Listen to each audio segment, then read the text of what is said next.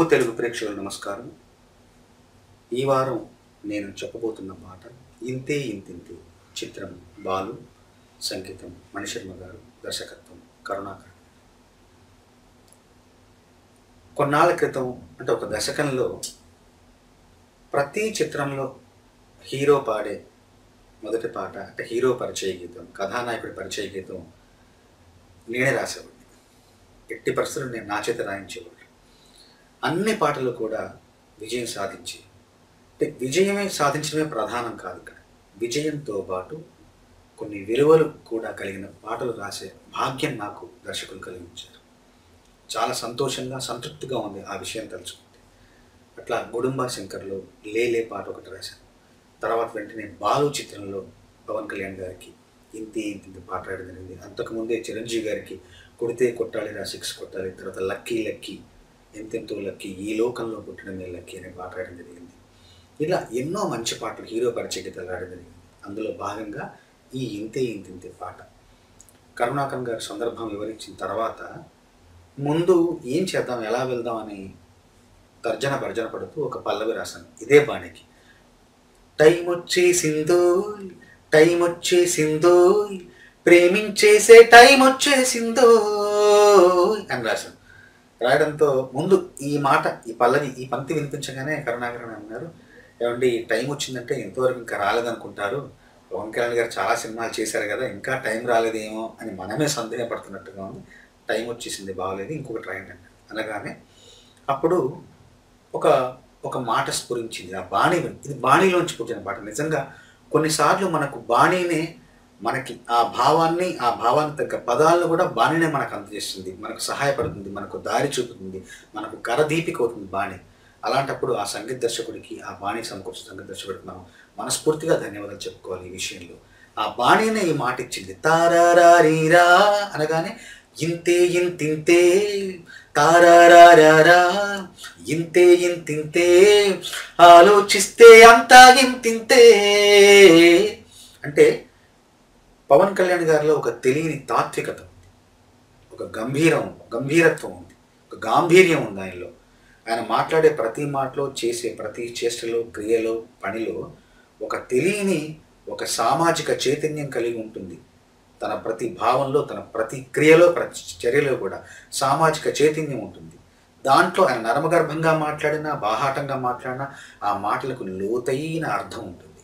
అలాగే ఈ పాటలో కూడా ఇంతే ఇంతింతే, ఇంతే ఇంతింతే, ఆలోచిస్తే అంతా ఇంతింతే, కన్ను ఇంతే, కనుపాప ఇంతే. కన్ను ఇంత ఉంటుంది, కనుపాప, ఆ కంటిలో కనుపాప మరీ చిన్నగా ఉంటుంది. కన్ను ఇంతే, కనుపాప ఇంతే, ఇంతటి చిన్న పాప కనుపాపతో లోకంలోతూ చూడాలంతే, లోకంలోతూ చూడాలంతే. చిన్న కంటి పాపతో మనం లోకం లోతు చూడాలి అంటే ఆ విజ్ఞత, ఆ సూక్ష్మ పరిశీలన శక్తి, ఆ సునిశ్చిత పరిశీలన శక్తి, ఆ దార్శనికత కలిగి ఉండాలని చెప్పేసి నా భావం, కవి భావం. చరణంలోకి వచ్చేసరికి ఏంటి, ఆ చిన్న కంటితో పైకి మనం అంటే చూస్తున్నప్పుడు మామూలుగానే కనపడుతుంది, కానీ ప్రతి దృశ్యం వెనక ఒక అదృశ్యమైన దృశ్యాన్ని చూడాలి.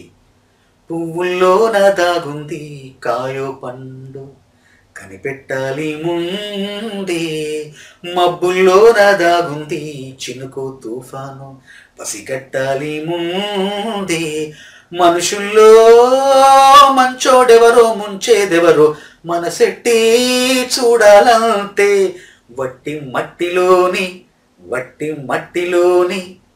మట్టిలోని వృక్షం చూడు, బొగ్గులోని వజ్రం చూడు, అన్నిటికన్నా నీలోని నిన్నే చూడు. మట్టి కనబడుతుంది, మామూలుగానే కనబడుతుంది, కానీ దాంట్లోంచే ఒక విత్తనం మొలకెత్తి వృక్షం అవుతుంది. అంటే మనం చూడటప్పుడు మట్టిలాగే ఉంటుంది, కానీ దాంట్లో ఒక గొప్ప మాను వృక్షం దాగి ఉంది. బొగ్గు చూడడానికి బొగ్గులాగానే ఉంటుంది, కానీ ఆ బొగ్గు కొన్నాళ్ళు కొన్ని రసాయనిక చర్యలకు గురైన తర్వాత ఆ బొగ్గులోంచి ఒక అతి విలువైన వజ్రం బయటకు వస్తుంది. మనం బొగ్గే అని కొట్టిపారేయకూడదు, గొంగల పురుగు అని తీసి పారేయకూడదు. గొంగల పురుగు రూపాంతరం చెంది సీతాకోచలుగా మారుతుంది. అంటే మనం ఏ వస్తువునైనా మనం కొంచెం విజ్ఞతతో చూస్తే, దర్శిస్తే గనక, దాని లోతుల్లోకి వెళితే గనక మనకి ఇంకో తెలియని ఒక కొత్త స్వరూపం మనకు కనబడుతుంది. అలాంటి మనసు ఉండాలి, అలాంటి హృదయం ఉండాలి, అలాంటి సూక్ష్మ నేత్రం ఉండాలి. ఆ సూక్ష్మ నేత్రంతో ఇవన్నీ పైపైన కాయం చూడటం, మబ్బును చూడటం, వజ్రాన్ని చూడటం, బొగ్గును చూడటం కాదు. అన్నిటికంటే ముఖ్యం, అన్నిటికన్నా నీలోని నిన్నే చూడు. నిన్ను నువ్వు ఆత్మ పరిశీలన చేసుకో. నిన్ను నువ్వు నీ లోచూపుతో నీ లోతుల్లోకి చూడు. అప్పుడు ఏం జరుగుతుంది? అలా చేస్తే ఎదురే లేదంతే, ఇలా చూస్తే తిరుగే లేదంతే, రాశి ఫలాలన్నీ వచ్చును నీ వెంటే, 9 గ్రహాలన్నీ పనులే మాని తిరుగును నీ చుట్టే. మనం రాశి ఫలం పొద్దునే లేచి నా రాశికి ఎలా ఉంది ఫలితం, నా రాశికి ఎలా ఉంది యోగం మనం చూడటం కాదు, ఆ రాశి ఫలితాలే మన వెంట వస్తాయి. గ్రహాల సంచారం ఏంటి అని చెప్పేసి మనం జాతకాలు జ్యోతిషాలు చూడక్కర్లేదు. ఆ గ్రహాలు పనులు మానుకొని నీ చుట్టూ తిరిగాయి. అంత కృత నిశ్చయం, అంత స్థిర చిత్తం, స్థిరమైన బుద్ధి ఉంటే గనక, అలాంటి బుద్ధితో అలాంటి సంకల్పంతో పనులు చేసి గనక రాశి ఫలాలన్నీ నీ వెంటే వస్తాయి. గ్రహాలన్నీ పనులే మాని నీ చుట్టే తిరుగుతాయనే ఒక ఆత్మవిశ్వాసాన్ని పెంపొందించడానికి శ్రోతలు, ప్రేక్షకుల్లో ఒక కవి ఎప్పుడూ ముందే ఉంటాడు. ఆ కవికి ఇలాంటి అవకాశం వస్తాయి, ఇలాంటి పాటలే వస్తాయి. రెండో చరణం రాశాను. మేడల్లోని భామలకి ప్రేమికుడయ్యే పొగరుండాలి నీలో, గుడిసెల్లోని అమ్మడికి స్నేహితుడయ్యే గుణముండాలి నీలో, దేశాన్నే శోకం నుంచి చీకటి నుంచి రక్షించే సైనికుడవ్వాలి, అన్ని పనుల్లోనూ శ్రామికుడల్లే, పగలు రేయి కార్మికుడల్లే, సముద్రంలో నావికుడల్లే ముందుకు వెళుతుంటే జనం మెచ్చే నాయకుడవుతావు, జగం మెచ్చే ఉత్తముడవుతావు, ప్రపంచంలో దేవుడివవుతావు, అప్పుడు భూమి మీద అస్సలు సిస్సలు మానవుడవుతావు. ఇది అంటే కేవలం మనిషిలో ఎన్ని రకాల కోణాలు ఉండాలి. మేడల్లోని భామలకి ప్రేమికుడయ్యే పొగరు కూడా ఉండాలి. అట్లాగే అదే ఏకకాలంలో గుడిసెల్లోని అమ్మడికి స్నేహితుడిలాగా మారే గుణము ఉండాలి. దేశాన్ని చీకటి నుంచి శోకం నుంచి రక్షించే సైనికుడు అవ్వాలి, కార్మికుడులా మారు శ్రామికుడులా అవ్వాలి, సముద్రంలో నావికుడులా ధైర్యంతో వెరవకుండా వెనక్కి అడుగు వేయకుండా ముందుకు వెళ్ళే ఒక స్థిర చిత్తం గుణం ఉండాలి. అప్పుడు అలాంటప్పుడు ఏమవుతావు?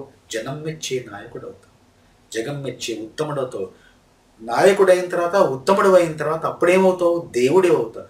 దేవుడి అయిన తర్వాతే మనిషి అవుతావు అంటున్నా. అంటే ఈ భూమి మీద మానవుడిగా పుట్టడం దేవుడిగా పుట్టడం కంటే గొప్ప విషయం అని ఒక కొత్త రకంగా చెప్పడం.